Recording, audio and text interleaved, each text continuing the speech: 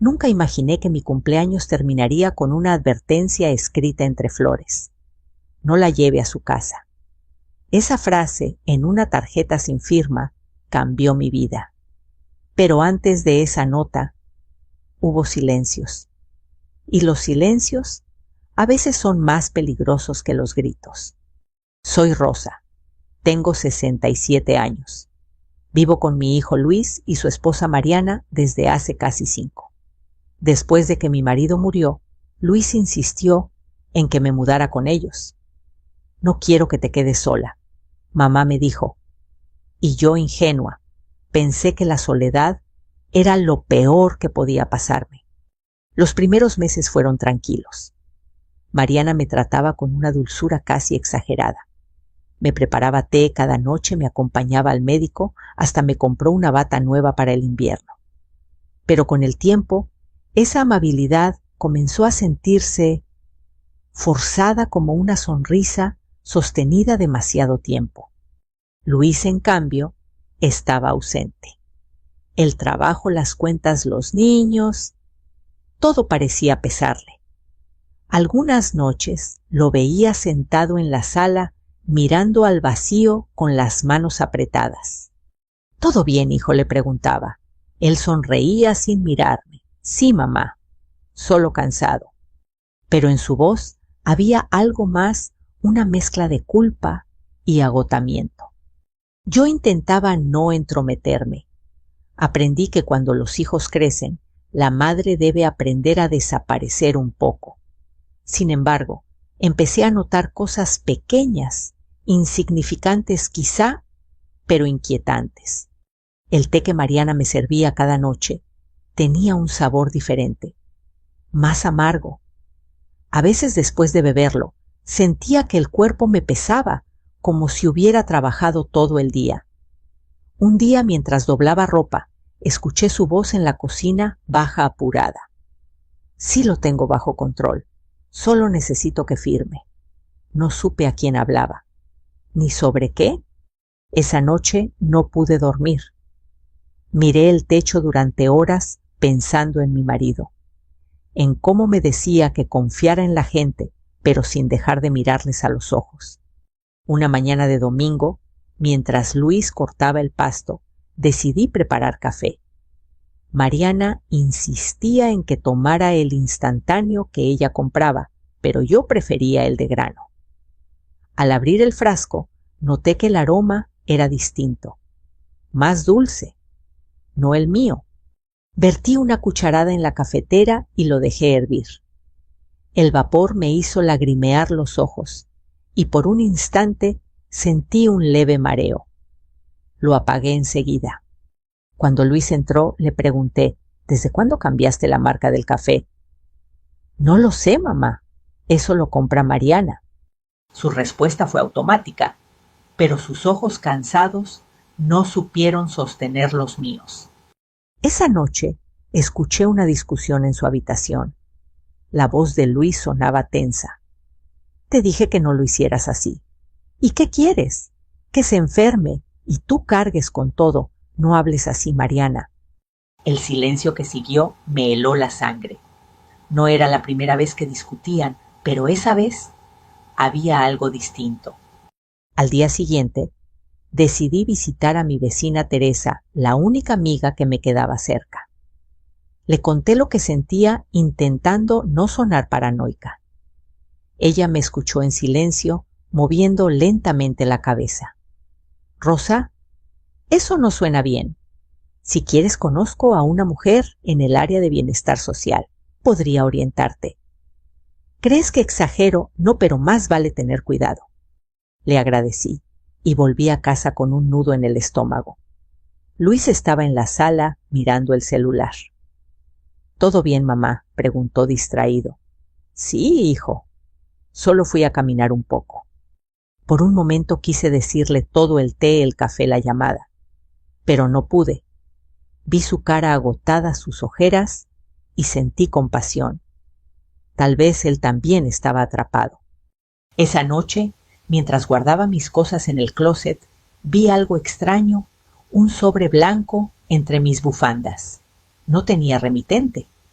Dentro una tarjeta con letra temblorosa: no la lleve a su casa. Nada más, solo esas palabras. Me quedé sentada largo rato, con el papel entre las manos. Sentí frío. No sabía si era una advertencia o una broma cruel. Cuando Mariana entró, escondí la nota en el bolsillo. ¿Qué hace despierta mamá? Nada. Solo ordenaba mis cosas. Debería descansar. Mañana tengo una sorpresa para usted. Sonrió y en sus ojos había una calma que me dio miedo. Al acostarme el corazón me latía tan fuerte que sentía su eco en las sienes. Intenté rezar, pero las palabras se me trababan. Solo pude murmurar el nombre de mi hijo. Y en la oscuridad su voz volvió a mí como un eco lejano. No quiero que te quedes sola, mamá. Nunca imaginé que esas mismas palabras serían el principio de mi peor soledad. Luis siempre había sido un hombre de pocas palabras. De niño guardaba las lágrimas para cuando se metía bajo las cobijas. De adulto guardaba los problemas en el bolsillo junto a las llaves del coche y la cartera. Pero últimamente el bolsillo le pesaba tanto que cada paso sonaba a deuda. Lo vi llegar aquella tarde con el uniforme manchado de polvo. Dejó las herramientas en la cochera y se quedó un instante apoyado en la pared, respirando hondo, como si el aire también hubiera decidido cobrarle factura. Me acerqué con una jarra de agua. «Toma, hijo», le dije. «Gracias, ma», respondió sin mirarme. Se sentó a la mesa del comedor y frotó el puente de la nariz. Por un segundo vi al niño que alguna vez fue ese que me confesaba los miedos bajito para que su papá no lo oyera. «¿Cómo te fue?», pregunté. «Bien», dijo, pero su voz lo traicionó, un poco pesado. Silencio. La televisión en el cuarto contiguo repetía un anuncio de medicinas con música alegre. Yo no sabía cómo decirle que últimamente también me pesaban las noches que el cuerpo me pedía sueño, antes de tiempo, que el té me dejaba la lengua adormecida. No quería que me llamara exagerada. Fue él quien habló primero. «Mamá», dudó. «¿Te sientes bien aquí?». Noté que la pregunta le raspaba la garganta. «A veces me siento cansada», respondí. «Pero supongo que es normal a mi edad». Asintió mirando el vaso de agua, como si en el fondo pudiera leerse una respuesta. Mariana entró con las bolsas del mandado. El golpe seco del plástico contra la mesa nos sacó del hechizo. «Compré lo de siempre», anunció.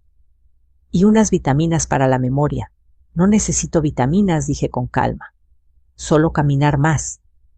«Caminar está bien», respondió ella, «pero la salud es primero». Luis se puso de pie y empezó a guardar cosas en la alacena. Lo vi dudar cuando Mariana dejó una cajita blanca sobre la mesa. La empujó con la yema de los dedos, como quien intenta decidir si una moneda cae en cara o cruz. Esa noche, cuando todos dormían, escuché la puerta de su cuarto abrirse. Luis pasó por el pasillo y se sentó en la sala. No encendió la luz. Me acerqué sin hacer ruido. «¿No puedes dormir?», susurré. «No». «¿Quieres hablar?». Se encogió de hombros. «A veces siento que…», calló, «que no estoy a la altura de nada, ni del trabajo, ni de la casa, ni de ser buen hijo». Me senté a su lado. En la penumbra, el reloj marcaba el paso del tiempo con un tic-tac paciente. «Ser buen hijo no es decir que sí a todo», le dije. «Es decir la verdad, aunque duela». Se frotó la cara con las manos. «La verdad», repitió como si la palabra tuviera astillas. «La verdad es que me da miedo». «¿De qué?». «De que te pase algo, de que me culpe, de que Mariana se canse, de que el dinero no alcance, de que lo estemos haciendo mal», soltó de golpe como si por fin se hubiera animado a abrir el bolsillo. «A veces Mariana me dice que no ves bien, que te confundes, que te tomas 2 veces las pastillas». Y yo no sé. Llego tarde, estoy cansado, no quiero pelear. No respondí enseguida. Lo miré en silencio, como cuando de niño traía una mala calificación y esperaba el regaño.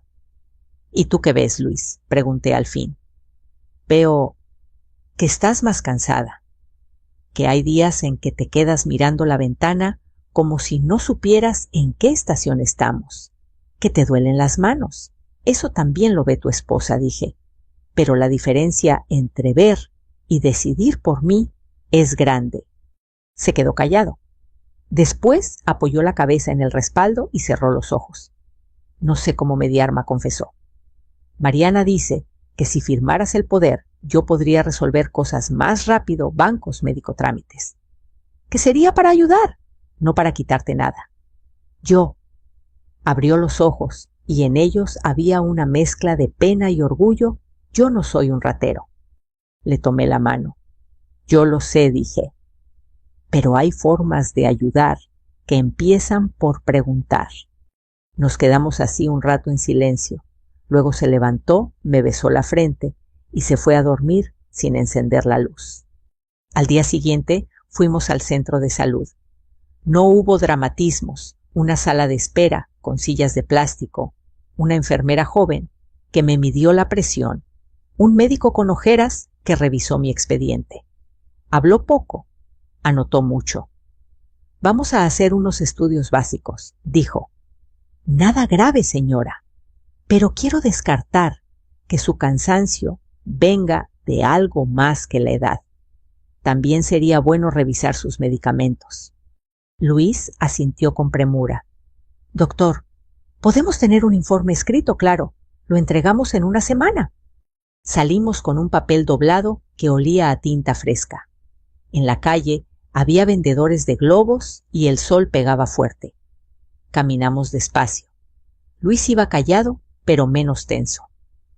Yo sentí algo parecido a la esperanza. Las cosas dichas en voz alta pesan menos que las sospechas. Esa noche, Mariana propuso que cenáramos temprano. Sirvió una sopa ligera y dejó un vaso de leche tibia frente a mí. No hice aspavientos. Gracias, dije, y la probé. Tenía un sabor distinto, más dulce. Bebí un sorbo y dejé el vaso a un lado. ¿No te gustó?, preguntó. Prefiero el té, respondí. Hoy hace calor. No hubo frunce de ceño ni mirada acusadora. Solo un asentimiento y un como quieras. Pero en la comisura de sus labios se dibujó una línea tensa apenas perceptible. Luis lo notó. Bajó la mirada y con el índice recorrió el borde del plato una y otra vez, como quien pretende alisar una arruga que no está en la mesa, sino en su vida. Más tarde, mientras guardaba la loza, escuché que discutían en la cocina. No eran gritos, era la clase de pelea que se da con la mandíbula apretada. No podemos seguir así, Luis decía a Mariana. Todo recae en mí. Estoy intentando, respondió él. Fui con ella al médico. Voy a ajustar los horarios del trabajo. No hablo de horarios, hablo de decisiones. Si no te haces cargo, alguien tendrá que hacerlo. Alguien tendrá que hacerlo. La frase cayó como una piedra en el agua. Luis no contestó. Abrí la llave del fregadero para que no escucharan mis pasos y me encerré en mi cuarto. Me senté en la orilla de la cama, saqué el sobre blanco de entre las bufandas y volví a leer la tarjeta «No la lleve a su casa». No había firma, pero algo en la caligrafía me resultaba familiar. Pensé en Teresa, en sus dedos manchados de tinta, cuando llenaba recetas en su forma de subrayar las palabras importantes con doble línea. Respiré hondo. Si ese mensaje venía de ella, no era un capricho. Tal vez había visto lo que yo no podía ver desde dentro. Esa misma noche, Luis tocó la puerta. Puedo, claro. Solo quería decirte que... Se detuvo, tragó saliva. Que mañana voy a pasar por la clínica a preguntar si pueden adelantar los estudios. Y... titubeó. Y que si no te sientes cómoda con algo que te damos, me lo digas a mí. No a Mariana. A mí. Te lo diré, prometí. Y otra cosa, añadió con un hilo de voz, si alguna vez te sentiste presionada para firmar algo, no lo hagas, aunque yo lo pida. Se quedó un momento de pie, como si esperara que lo absolviera de todo. Yo no podía, pero sí podía estrechar su mano, y lo hice. Eres mi hijo, le susurré, y sigo creyendo en ti. Cuando se fue, me quedé pensando en que la culpa no corrige el pasado, pero a veces abre una puerta. En la mesa de noche, el vaso de leche seguía frío. Lo llevé al fregadero y lo vacié sin hacer ruido. Esta vez no esperé señales extraordinarias. Mi cuerpo ya había aprendido a escuchar lo sutil, el sueño pesado, la lengua pastosa, la cabeza con bruma. Decidí llamar a Teresa al día siguiente. Si iba a mover algo, debía hacerlo con cuidado. Y con pruebas. No quería escándalos, quería verdad. En la oscuridad del cuarto, antes de dormir, repetí una oración que hacía años no me salía de los labios, que la verdad llegue sin romper lo que todavía se puede salvar. No sabía si era pedir demasiado, pero esa noche, por primera vez en mucho tiempo, sentí que Luis y yo, cada uno desde su esquina, empujábamos hacia el mismo lado. La llamada de Teresa llegó temprano. Rosa, ¿estás sola?, preguntó con voz baja. Sí, hija, Luis salió al trabajo. Voy para allá.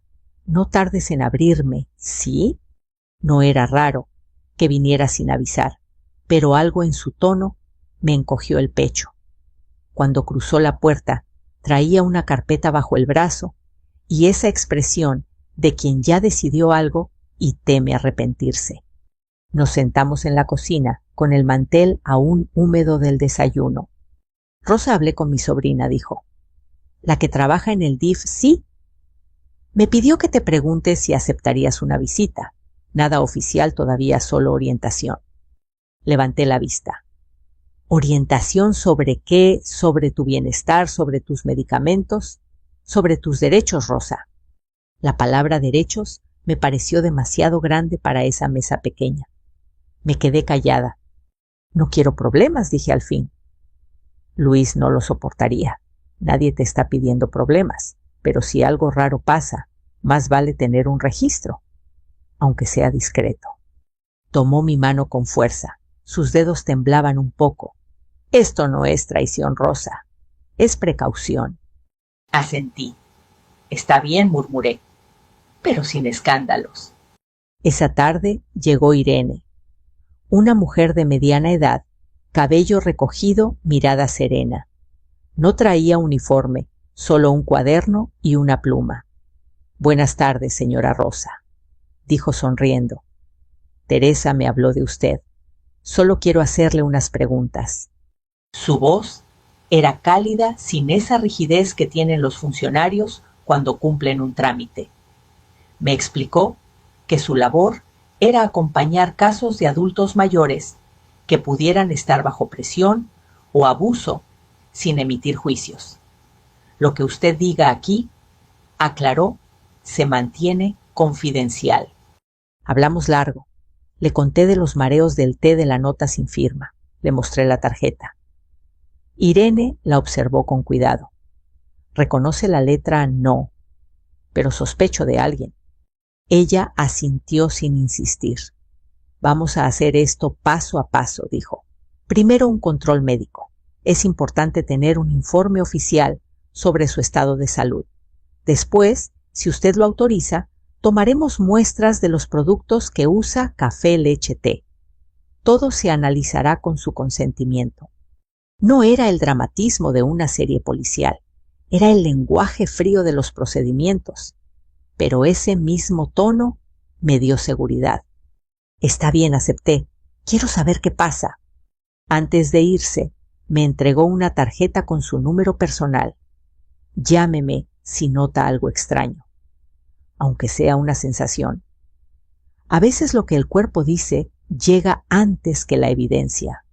Esa noche Luis llegó tarde. Se sentó frente al televisor sin encenderlo. Mamá Teresa vino hoy, ¿verdad? Sí. Y trajo a alguien. Lo miré despacio. —¿Te lo dijo Mariana? Asintió. —Está molesta. Dice que no confías en nosotros. —¿Y tú qué piensas, Luis? —Pienso que hay cosas que no entiendo —dijo bajando la voz. Mariana asegura que solo quiere ayudarte, pero últimamente todo se siente forzado. No respondí. La palabra forzado era exactamente la que yo había sentido semanas atrás. Tal vez continuó. Deberíamos hacer lo que dijo el médico, revisar tus medicinas, tus análisis. Así todos nos quedamos tranquilos. Eso ya está en marcha, le dije. Me miró sorprendido. ¿Cómo Irene se encargará? Es parte de un programa de apoyo. No te preocupes, hijo, todo es confidencial.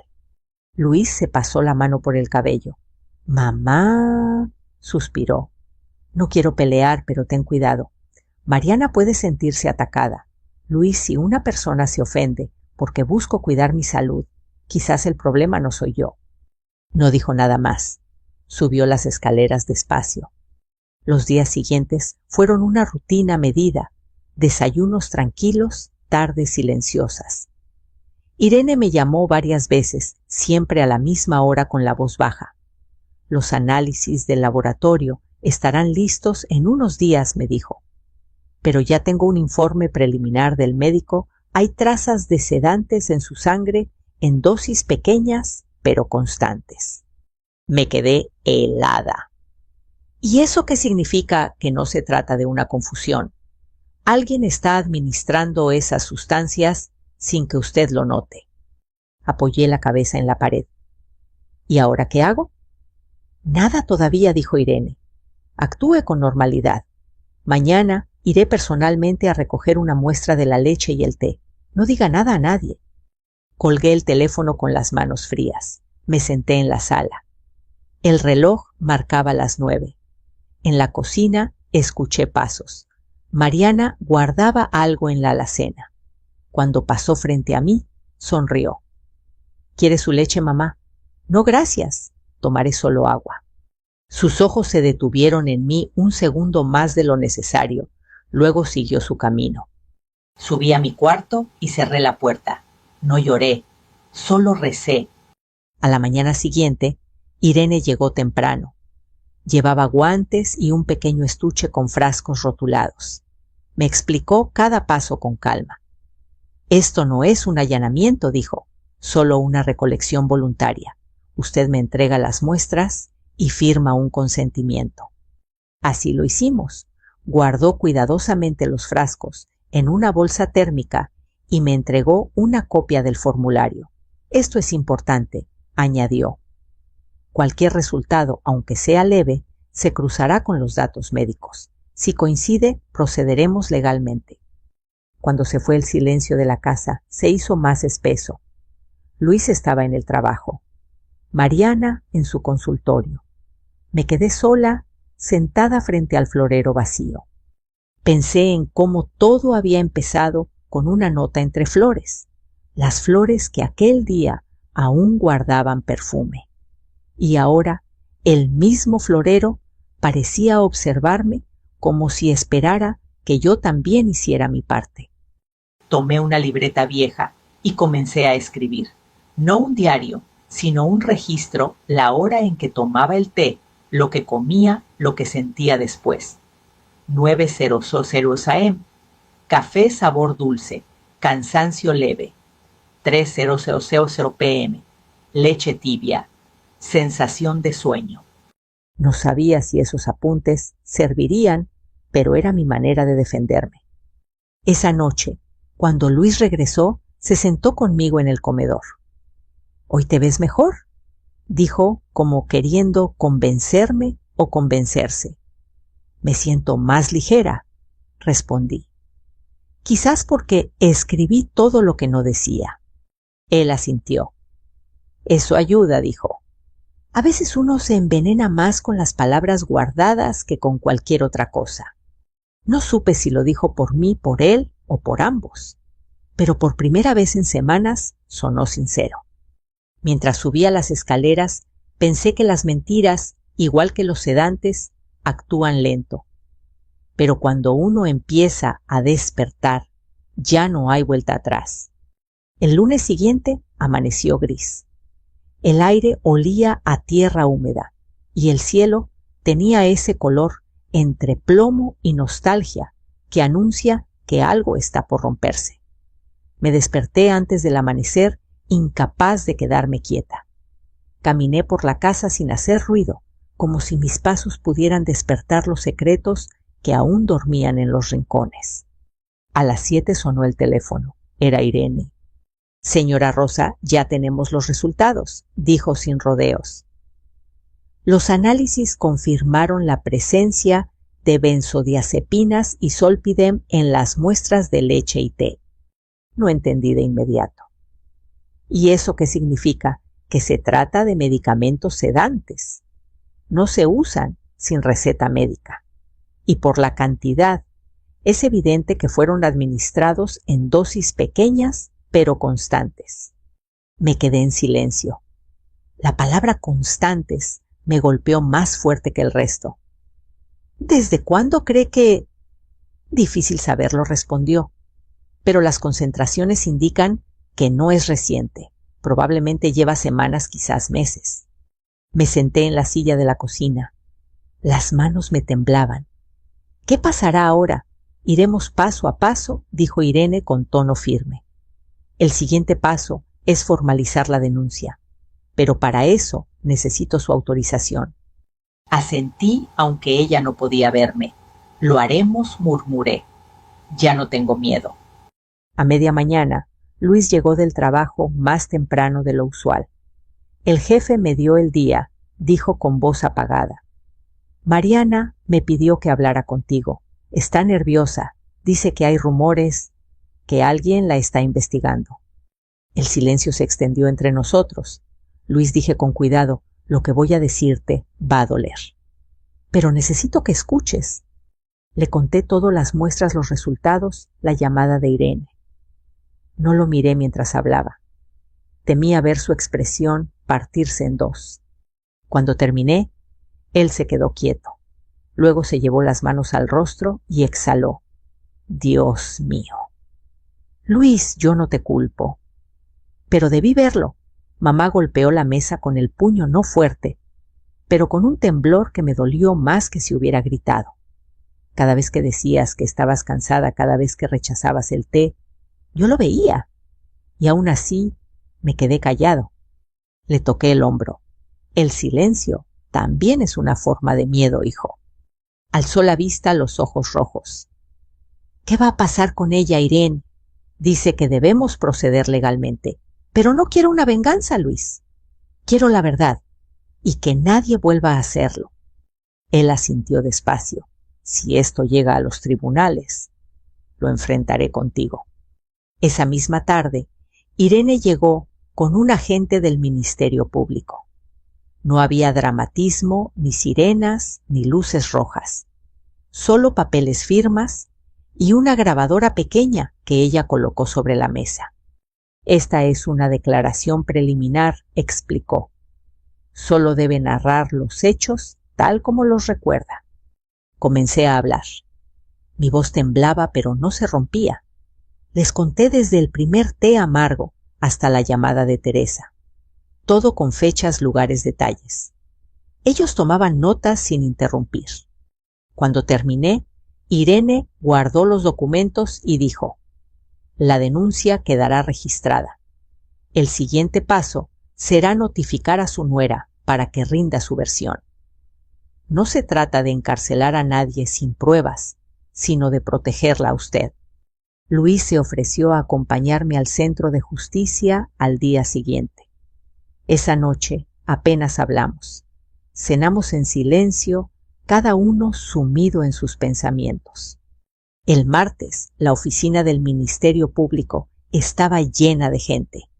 Mujeres con carpetas, hombres con rostros cansados, una televisión vieja en el rincón transmitiendo noticias que nadie escuchaba. El funcionario nos recibió con amabilidad. Revisó los documentos y selló cada hoja con un golpe seco. Esto es importante, señora, dijo. Vamos a solicitar una orden para realizar una evaluación médica y psicológica. Necesitamos documentar los efectos del sedante en su organismo. Y Mariana pregunté, será citada para declarar. Si coopera, evitaremos medidas más drásticas. Luis bajó la cabeza. Ella no negará nada, dijo. Pero no sé si entenderá lo que ha hecho. El hombre lo miró con cierta empatía. A veces la justicia no repara familias, pero evita que sigan rompiéndose. 2 días después, Mariana recibió la notificación. Llegó a casa alterada con el sobre arrugado en las manos. ¿Qué significa esto?, preguntó, mirándome con rabia y miedo al mismo tiempo. ¿Una denuncia? ¿De verdad? Luis intentó intervenir. Mariana, por favor. No, Luis, gritó ella. No te atrevas a defenderla. Me levanté despacio. Mariana, no quiero destruirte. Solo necesito entender por qué. Su respiración era rápida. Yo solo quería que descansara. Siempre decía que estaba cansada, que el cuerpo le pesaba. Quise ayudarla. ¿Con pastillas para dormir en mi leche?, pregunté con calma. Ella bajó la mirada. ¿Tenías ansiedad? Luis me lo decía. Pensé que si descansabas más, todo estaría bien. Luis se levantó de golpe. Mariana, basta, sabías lo que hacías. Sabías que esas pastillas no eran inocentes. Ella lo miró con desesperación. No quería hacer daño. Solo quería que las cosas fueran más fáciles. El silencio que siguió fue tan denso que podía cortarse con el aire. Irene, que observaba desde la puerta, se acercó con voz firme. Señora Mariana, la investigación continuará. Tiene derecho a declarar, pero cualquier intento de intimidar o modificar pruebas se considerará obstrucción. Mariana apretó los labios. ¿Y usted quién es para hablarme así? Soy quien se aseguró de que Rosa siga viva para responderle, dijo Irene sin levantar la voz. Luis la tomó del brazo. Mariana, vete a casa de tu madre unos días. Por favor. Ella lo miró como si no lo reconociera. Luego soltó el sobre en la mesa y salió sin decir palabra. Después de que se fue, Luis se dejó caer en la silla. No sé si puedo con esto, susurró. Siento que me partieron en dos. A veces el amor se divide para poder sobrevivir, respondí. Pero no te preocupes, hijo. Esta vez no voy a dejar que el silencio lo cubra todo. Esa noche me quedé escribiendo hasta tarde. No sobre el veneno ni sobre el miedo, sino sobre el peso de las decisiones pequeñas que terminan cambiando la vida entera. La justicia no siempre llega con uniformes ni sentencias. A veces llega en forma de claridad. Y esa claridad, aunque duela, es la única luz que no se apaga. El día de la audiencia amaneció claro. El cielo de un azul lavado parecía burlarse de la pesadez que llevaba en el pecho. Irene llegó a buscarme temprano. Traía su libreta y una calma que me daba seguridad. Luis caminaba unos pasos detrás, en silencio, con el gesto de quien se prepara para algo que no sabe si puede soportar. El juzgado estaba lleno.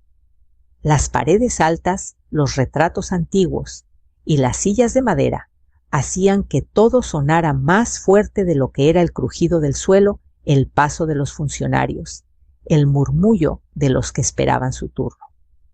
Nos hicieron sentar al fondo, frente a la mesa, donde el juez revisaba papeles con una paciencia de piedra. Cuando Mariana entró, llevaba un suéter gris y el cabello recogido. No había rabia en su cara, solo un cansancio que me recordó al mío. Por un momento sentí pena. El juez habló con tono neutro. Caso 4721. Denuncia por administración indebida de medicamentos, abuso psicológico y tentativa de fraude patrimonial. Luis bajó la mirada. Yo apreté mis manos sobre el regazo. El juez pidió que comenzara mi declaración. Me levanté despacio, apoyándome en la mesa. La voz me tembló al principio, pero la sostuve. Soy Rosa Hernández. Denuncié porque descubrí que durante meses alguien mezcló medicamentos en mis bebidas. No quiero venganza, solo quiero entender por qué. El juez asintió. Me pidió que me sentara. Después habló el abogado de Mariana, un hombre joven de palabras medidas. Mi clienta admite haber administrado sustancias relajantes, pero lo hizo sin intención de causar daño. Su único motivo era aliviar el estrés de la señora. El juez levantó una ceja. ¿Sin receta médica? ¿Sin consentimiento? Fue un error de juicio, señoría. Ella actuó desde el cariño. El juez tomó nota. Luego llamó a Irene. Ella relató el proceso con precisión, las muestras, los análisis, la confirmación de laboratorio. Sin exagerar. Su voz firme pero serena sonó más poderosa que cualquier acusación. No puedo afirmar la intención, dijo, pero sí puedo confirmar el daño potencial. El juez asintió de nuevo. Luego miró a Mariana. ¿Desea declarar? Ella dudó. Luis la observaba con los labios apretados. Finalmente se levantó. Sí, señoría. Su voz era más baja de lo que recordaba. No quise hacerle daño, dijo mirando al suelo. Pero había días en que no podía más. Luis trabajaba todo el día. Yo me encargaba de la casa, de las cuentas de ella. A veces me hablaba y no me reconocía. Me daba miedo que se perdiera, que un día saliera y no regresara. Me sentía atrapada. Pensé que si dormía más descansaría y todos estaríamos mejor. Luis cerró los ojos. El juez la observó sin interrumpir. ¿Y por qué la presionó para firmar documentos de cesión de bienes? Mariana tragó saliva. Fue idea mía. No quería quitarle nada. Solo asegurar que, si algo le pasaba a la casa, quedara en manos de Luis. No confío en los trámites, quería resolverlo antes. Su voz se quebró. Sé que lo hice mal, pero no era maldad, era miedo. El silencio que siguió fue pesado. Miré sus manos, las tenía entrelazadas, los nudillos blancos de tanta tensión. Y pese a todo en su rostro, no vi odio, sino agotamiento. Luis pidió permiso para hablar. Señoría, dijo, yo tampoco vi venir esto. No justifico lo que hizo, pero entiendo de dónde vino. Nos sobrepasó la vida. Los turnos, el dinero, las discusiones. Dejamos de escucharnos. El juez respiró hondo.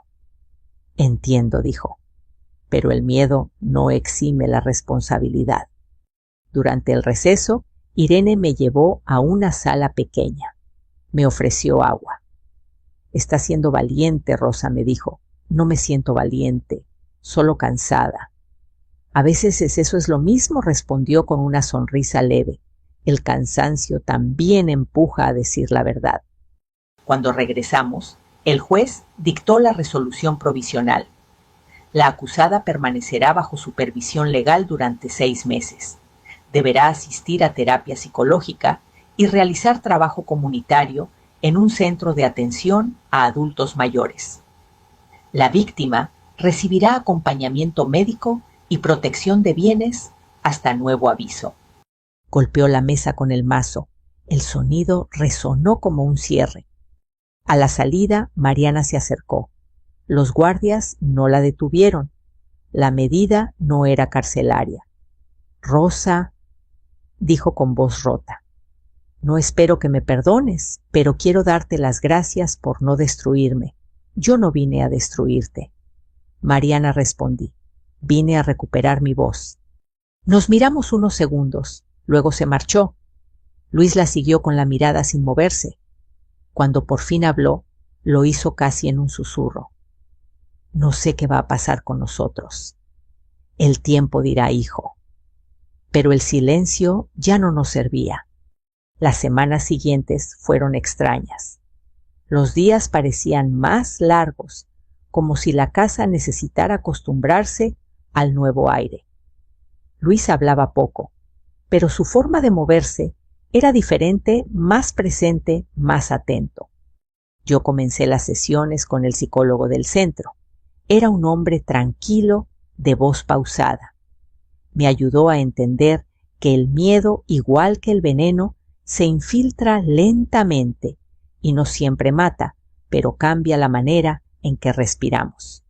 Una tarde me pidió que hiciera un ejercicio, escribir una carta a Mariana sin intención de enviarla. Te perdono porque quiero dormir tranquila, no porque lo olvidé, escribí.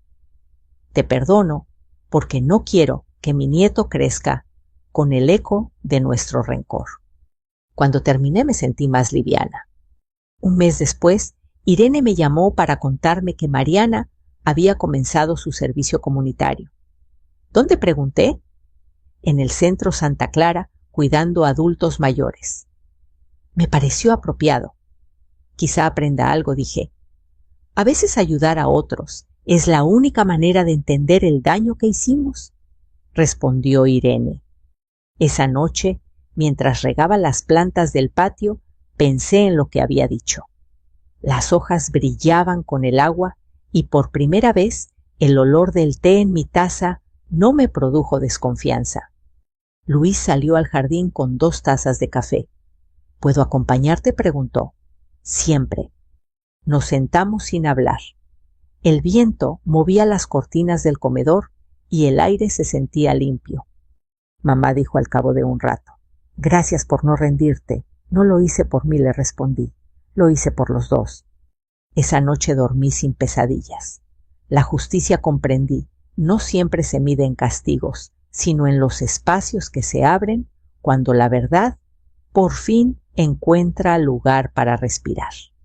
El primer lunes después de la audiencia, la casa amaneció distinta. No más tazas servidas sin preguntar, no más instrucciones disfrazadas de cariño. Luis preparó café de grano, como antes, y lo dejó sobre la mesa con un «si quieres». Ese «si quieres» fue la señal más clara de que algo estaba cambiando. Hoy comienzo un curso en el trabajo, me dijo. Ajusté horarios para estar las tardes contigo, no para vigilarte, aclaró casi avergonzado, para acompañarte. Asentí.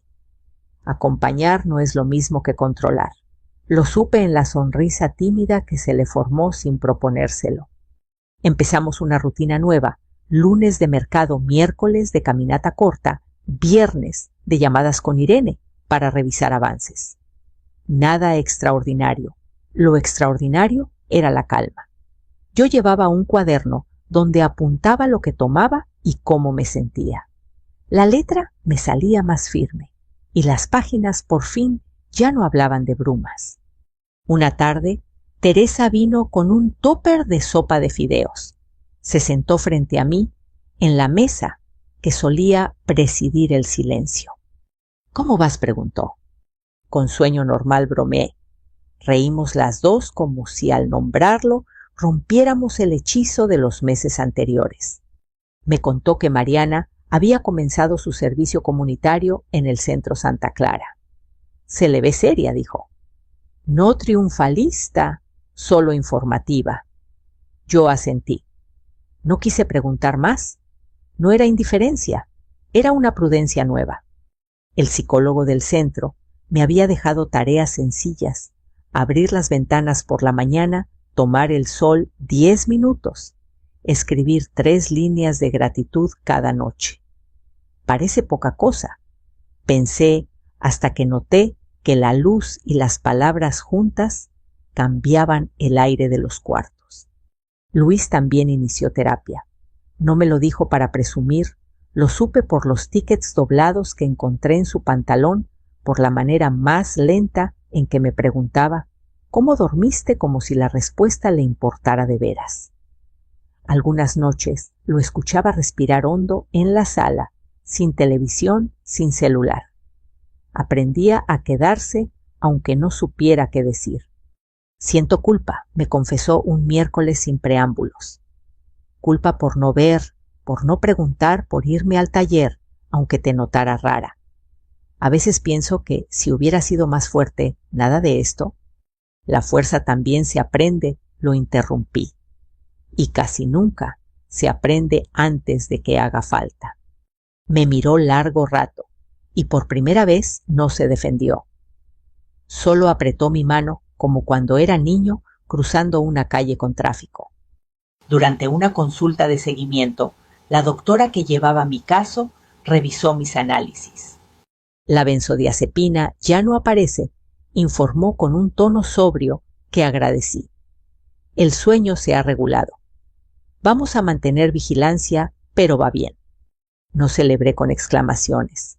Bajé la mirada al cuaderno y anoté cansancio leve, mente despejada. Había aprendido que la mejor fiesta es dormir sin miedo. Al salir, Irene nos alcanzó en el pasillo. Rosa, el juez, confirmó las medidas de protección de bienes por 6 meses más, dijo, y autorizó un acuerdo. Mariana puede visitar a su hijo aquí con supervisión, si así lo desean. No tiene prohibición de acercarse a usted, pero sugiero distancia prudente. Luis tragó saliva. Mi hijo la extraña, dijo, y yo no quiero que crezca aprendiendo a odiar. El odio se enseña menos con palabras que con gestos, añadió Irene suave. Si llegan a verla, que sea con límites claros. Asentimos los dos, no discutimos. Ese mismo día nos fuimos a casa en silencio, cada cual tratando de medir sus propias fuerzas. Pasó un mes. Un sábado, mientras limpiaba la mesa, recibí un mensaje, un número desconocido, texto breve. Estoy en Santa Clara. Si quieres hablar, estaré en el patio a las 5. Era Mariana. No pedía perdón. Pedía un lugar para una conversación. Dudé. Fui a la cocina, busqué un vaso, bebí agua. El frío me devolvió al presente. ¿Mamá?, preguntó Luis desde la puerta. Le mostré el teléfono. No me dijo qué hacer. Bien. Era mi decisión. A las 5 en punto llegué al patio del centro. El sol se inclinaba sobre los árboles. Mariana estaba sentada en una banca con uniforme gris claro y una credencial colgando. No se levantó para abrazarme. Yo tampoco. Agradecí el respeto de ese espacio en medio. Gracias por venir, dijo. Vine a escuchar, respondí. Pasó un carrito con tazas. Un voluntario las repartía a 2 señoras que contaban historias de juventud. La vida ocurría sin dramatismos. No tengo un discurso, comenzó Mariana. En terapia me dicen que pida perdón. Y sí lo pido. Pero entiendo que no repara. Solo quería decirte que en estas semanas he aprendido a hacer lo que nunca hice, preguntar antes de ayudar. Se calló. Luego, con un hilo de voz, pensé que te cuidaba. En realidad, me estaba cuidando de mis miedos. No lloré, ni ella. Dejó la frase suspendida como quien sabe que el resto lo dirá el tiempo. ¿Ves a mi hijo?, pregunté. Sí, con su papá. Vienen los domingos, no hablamos de lo que pasó. Si pregunta, le digo que su mamá está aprendiendo a hacer mejor las cosas. Asentí. A veces la honestidad también es una forma de silencio. Nos quedamos un rato sin hablar. Una enfermera acomodó sillas. Un señor pidió música de trío y la bocina vieja obedeció con un bolero leve. Me levanté. Cuídate, dije. Tú también, respondió. No hubo abrazo. No lo necesitábamos. En casa la silla del fondo seguía desocupada. Nadie se atrevía a moverla. No como altar, no como castigo, como pausa. A veces, mientras tejía, la miraba y pensaba en lo que quedaba por aprender. Terminé la bufanda que había dejado a medias y la doblé con cuidado. La coloqué sobre el respaldo de la silla, no como marca, sino como recordatorio de que lo inconcluso también puede cerrarse sin ruido. Esa noche Luis llegó con su hijo. Traían pan dulce, juntamos café y chocolate. Entre migajas, el niño preguntó: ¿por qué esa silla no la usa nadie? Porque está esperando, dijo Luis, sorprendiéndome. Esperando a que aprendamos a sentarnos sin lastimarnos. El niño frunció el ceño, convencido de que su papá hablaba raro. Reímos. Cambiamos de tema. Hicimos tarea. La vida, como la sopa de fideos, se sirve caliente y de a poquitos. Al terminar de recoger, Luis se quedó un momento detenido en la cocina. Hoy me di cuenta de algo, dijo. No me duele que Mariana haga su servicio. Me alivia. No como castigo, sino como oportunidad. Para ella, para mí. A veces eso es el perdón, respondí. Dejar de pedir que el otro sufra y empezar a pedir que aprenda. Se quedó pensando. ¿Y tú la perdonas? Miré el mantel, la taza, la silla, objetos que habían sobrevivido a tantos días difíciles sin volverse enemigos. Me di el permiso de responder sin prisa. La perdono porque quiero dormir sin sobresaltos, pero no olvido porque necesito estar atenta. El perdón no borra, ordena. Luis asintió con un respeto nuevo. Gracias por enseñarme, murmuró. A veces me siento otra vez el niño que cruza la calle. Y yo la madre que mira a ambos lados sonreí. Antes de acostarme, abrí el cuaderno. Escribí las 3 líneas de gratitud del día. Café de grano servido con un si quieres. Una conversación sin gritos y sin lágrimas. La bufanda terminada. Cerré el cuaderno. Apagué la luz. Dormí de un tirón. Entendí que después del juicio no es un punto final, es una forma nueva de estar. Menos ruido, más límites, menos miedo, más preguntas y una silla esperando sin prisa, como esperan las cosas que no se hacen por obligación, sino por decisión. El invierno llegó con su olor a pan caliente y su luz suave de las 5 de la tarde. La casa que durante meses había sido un campo de silencios y sospechas, respiraba de nuevo. Cada rincón parecía recobrar su sonido natural, la cafetera goteando las cortinas, moviéndose con el viento, el murmullo de la radio en la cocina. Esa tarde, mientras doblaba la ropa, encontré la bufanda gris que había tejido durante los días más oscuros. Tenía pequeñas imperfecciones, puntos torcidos que hablaban de mis manos temblorosas, de las horas en que el miedo era el único hilo que me sostenía. La extendí sobre mis rodillas y sonreí. No la deshice. Las cicatrices también forman parte del diseño. Luis llegó con el niño, como cada sábado.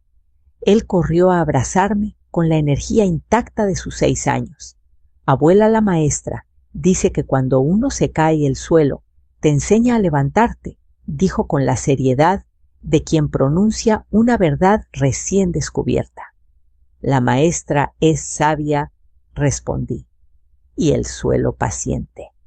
Luis sonrió desde la puerta.